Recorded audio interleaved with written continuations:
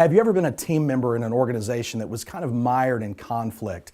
Maybe people are being overly polite, or worse, there's even infighting and open hostility. Maybe it's marked by parking lot meetings where everybody goes to the parking lot and says in the parking lot what they didn't say in the meeting. This is maddening for leaders. It's maddening for team members too, because nothing's really getting done. The organization isn't meeting its goals. It's dependent on the leader to solve the problem. The goal focus isn't there. Well, this is what's called the red zone. This is a phase in an organization's health where it's not getting much done.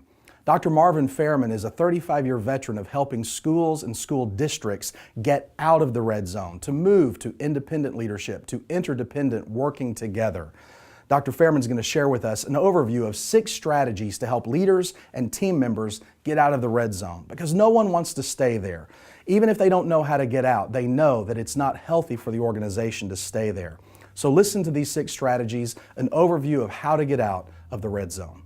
So how do you get out of the red zone? It may have gotten so personal that it is personal.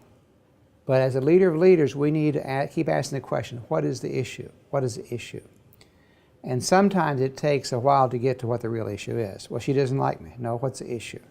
So that's number 1. Number 2, we need to search for a win-win strategy. When they come to you, they want you to fix it their way. They want to win-lose. As a leader of leaders, we have an obligation to reframe that around a win-win strategy. That's essential.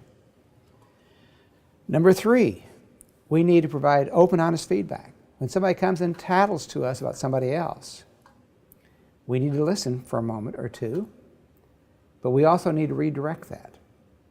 If we listen to it and take care of it, then we are fixing the problem.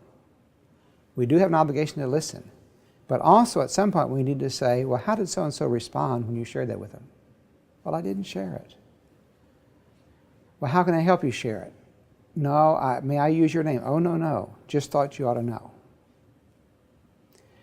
I'll be glad to convene a meeting for the 3 of us and let you share it then. Oh, no, I just thought you ought to know. Well, what they've done is to tie our hands. Because if we share the information, we're violating confidences. So we need to come back and say, I know this is a concern of yours. I want to help, but you need to take some ownership as well.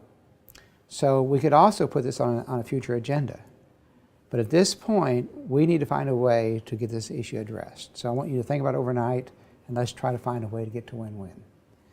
Another possible strategy is to establish new procedures. We may have problems because of lack of procedures. We may also have problems because of lack of follow-through. If you have one person on your team that is time challenged, which means they don't get where they need to be on time, that one person can have a real negative impact upon the team. If that person continues to get by with being a time-challenged person, then that will continue to be a dysfunctional team. So we may need to be sure that people follow the guidelines.